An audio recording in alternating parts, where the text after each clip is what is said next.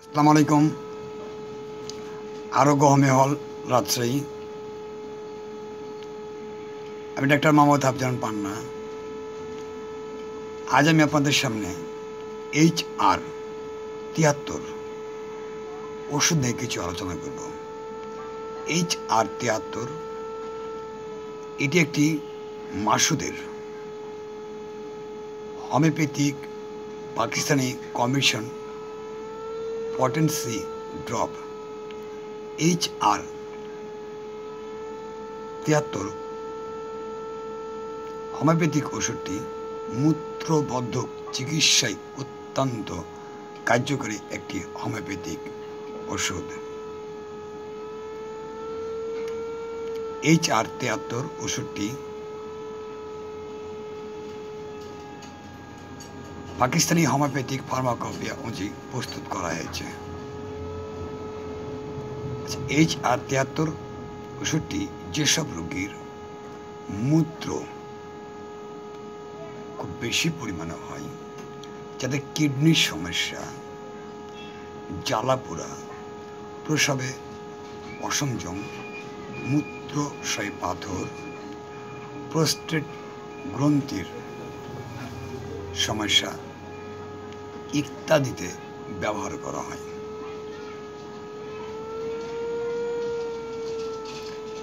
আপনাদের সামনে HR-73 ওষুধে কিছু বর্ণনা নিয়ে আলোচনা করব।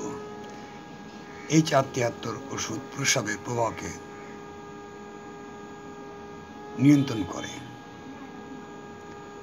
HR-73 ওষুধটি হার্ট ও কিডনি রোগীদের হিল ও ওডিমা হ্রাস করে। HR-73 ওষুধটি জ্বালা এবং প্রস্রাবে অসংযম নির্দেশিত।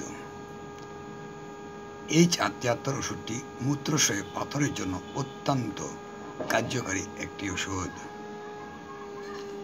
HR-73 ওষুধটি প্রোস্টেট গ্রন্থির কাজ নিয়ন্ত্রণে সাহায্য করে। এবার আপনাদের সামনে HR-73 এর ওষুধের কিছু ভূমিকা আলোচনা করব। HR-73 ওষুধটি মূত্রবর্ধকগুলিকে শরীর থেকে অতিরিক্ত জল, লবণ, বিষ এবং জমে থাকা রিপাকীয় ইউরিয়া অপসারণ করে শরীরে অতিরিক্ত তরল এডিমা থেকে মুক্তি দেয়, যা বিভিন্ন রোগের অবস্থার কারণে টিস্যুতে জমা হয়। এদিকে মূত্রাশয় বা প্রকারভেদ। মূত্রাশয়ের দুটি প্রধান, যথা এক নম্বর অসমেটিক ইউরেন্স, দ্বিতীয়টা হচ্ছে চাপ প্রেশার নিউরেন্স। আচ্ছা, এবার অসমেটিক নিউরেন্স কি সেটা আপনাদেরকে একটু আলোচনা করি। অসমটিক ইউরেন্স রক্তের শোষণযোগ্য পদার্থের পরিমাণ বৃদ্ধির কারণে ঘটে। এগুলি কিডনি দ্বারা ফিল্টার হয় এবং শরীরে জল দিয়ে বেরিয়ে যাওয়ার ফলে প্রস্রাবে আউটপুট বৃদ্ধি পায়। আচ্ছা, চাপ প্রেশার ইউরেন্স। প্রেশার ইউরেন্স হল ধমনীর চাপ বৃদ্ধি পারে, ফলে শরীরের স্বাভাবিক সীমার মধ্যে রক্তচাপ বজায় রাখার জন্য শরীরের ডায়াবেটিস চাপ দেওয়ার সিদ্ধান্ত নেয়। আচ্ছা, এবার মূত্রাশয়ের কারণ বলতে তোলার চেষ্টা করছি আপনাকে। ডিউরেন্স কিছু নির্দিষ্ট চিকিৎসার কারণে বা প্রস্রাবে আউটপুট বাড়ায়, যেমন ডায়াবেটিস যদি বলা যায়, যেমন ডায়াবেটিস রক্তের প্রবাহ, অতিরিক্ত গ্লুকোজ বা চিনি সঞ্চালন করে। যখন গ্লুকোজ ফিল্টারিংয়ের জন্য কিডনিতে পৌঁছায়, তখন এটি জমা হতে পারে ও জলের পূর্ণ শোষণকে বাধা দিতে পারে, যে প্রবাহের আউটপুট বৃদ্ধি হতে পারে। ডায়াবেটিস তৃষ্ণা বাড়তে পারে, যা বেশি পান করলে হতে পারে। আচ্ছা, মূত্রবর্ধক যাকে জলের বাড়িও বলা হয়ে থাকে। শরীরে অতিরিক্ত তরল বের করতে সাহায্য করে। এগুলি সাধারণত হৃদযন্ত্রের ব্যর্থতা, দীর্ঘস্থায়ী কিডনি রোগ এবং উচ্চ রক্তচাপের মতো অবস্থার জন্য এটি নির্ধারিত। আচ্ছা, এবার হাইপার ক্যালসেমিয়া। আচ্ছা, হাইপার ক্যালসেমিয়া যেখানে অতিরিক্ত পরিমাণে ক্যালসিয়াম দ্বারা শরীরে সঞ্চালিত হয়। এটি সাধারণত অত্যাধিক সক্রিয় থাইরয়েড গ্রন্থির কার্যকারিতা দ্বারা সৃষ্টি।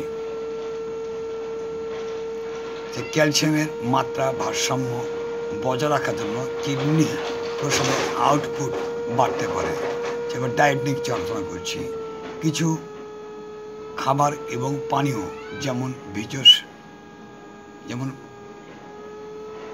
পার্সনেস, ড্যান্ডিওয়ান্ট, সবুজ কালো চা, প্রাকৃতিক মূত্রবর্ধক, ক্যাফিইনযুক্ত পানীয় এবং অত্যাধিক নোনতা খাবারও প্রসবের আউটপুট বাড়তে পারে। এবার আপনাদেরকে HR-73 ওষুধের কিছু লক্ষণ নিয়ে আলোচনা করব।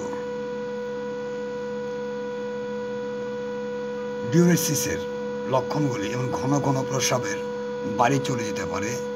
তারা ছাড়াও অন্তর্ভুক্ত হতে পারে যেমন তৃষ্ণা, তরল ক্ষতির কারণ, ঘন প্রস্রাব করার প্রয়োজনে খারাপ ঘুম হয়, ক্লান্তি, প্রস্রাবের প্রয়োজনীয় খনিজ ও ইলেকট্রোলাইটের ক্ষতির কারণে। এবং আপনাদের HR-73 ওষুধের ইঙ্গিত: হৃদরোগ, কিডনি রোগ, প্রস্টেট রোগের কারণে রোগী প্রস্রাবের ব্যাধিতে আক্রান্ত হতে পারে। প্রস্রাবের সাধারণত সমস্যাগুলি হল মূত্রনলীর সংক্রমণ, মূত্রাশয়ের সংক্রমণ, অসংযমন, সিস্টাসিস, অত্যাধিক মূত্রাশয়, জ্বলন্ত ও মিকচারেশন, সিনথেরিট, অস্বাভাবিক পরিমাণে রঙিন বা গাঢ় রঙের প্রস্রাব, রক্তাক্ত প্রস্রাব, কঠিন প্রস্রাব, প্রস্রাবের প্রবাহে বাধা, লিঙ্গে ব্যথা ও অস্বস্তি। এক্ষেত্রে HR-73 স্বাভাবিক প্রস্রাবের জন্য মূল্যবান প্রতিরোধকারী বলা যেতে পারে। HR-73 ওষুধ আপনার মূত্রনালীর সংক্রমণে সাহায্য করতে পারে।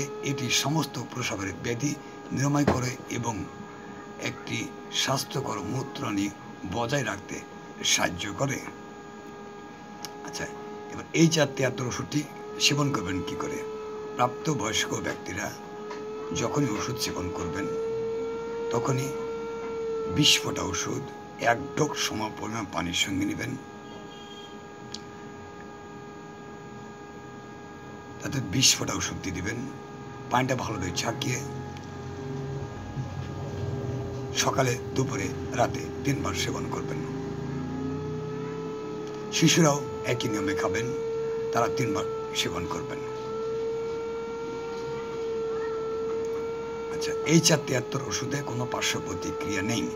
তারপরেও রেজিস্টার্ড হোমিওপ্যাথিক চিকিৎসকের পরামর্শ ছাড়া ওষুধ সেবন করা উচিত নয়। আচ্ছা, বিশেষ করে গর্ভবতী মহিলারা ওষুধ সেবনের পূর্বে অবশ্যই একজন রেজিস্টার্ড হোমিওপ্যাথিক চিকিৎসকের পরামর্শে ওষুধ সেবন করবেন। ওষুধটি সুগন্ধ, দুর্গন্ধ থেকে দূরে রাখবেন। শিশুদের নাগালে রাখবেন। শীতল ও শুষ্ক স্থানে ওষুধটি সংরক্ষণ করবেন। আচ্ছা, বর্তমানে বহু মানুষ আমাদের দেশের ডায়াবেটিস এবং প্রেশারে আক্রান্ত। তারা সাধারণত অ্যালোপ্যাথি ওষুধ সেবন করে থাকেন।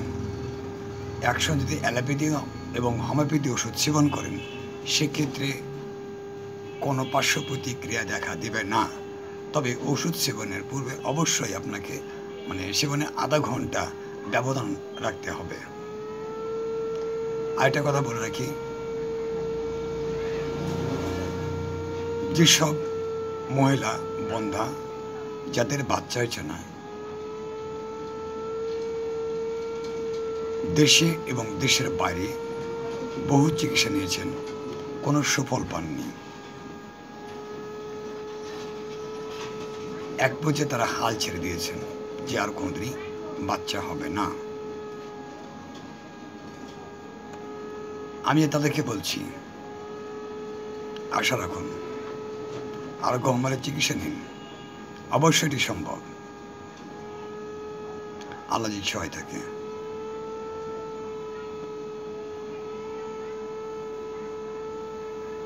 আমার একটা ওয়েবসাইট আছে www.arogyohomehall.xyz, লগ ইন করে আরও বিস্তারিত অনেক কিছু জানতে পারবেন। আমি ভিডিওর নিচে ডিসক্রিপশনে আপনার লিঙ্কটা দিয়ে দেবো, সেখানে আমার ফোন নাম্বার, ঠিকানা বিস্তারিত পাবেন। এটা একটি ডাক্তারখানা, হোমিওপ্যাথি চিকিৎসা কেন্দ্র। এখানে সব ধরনের রোগীর চিকিৎসা করা হয়।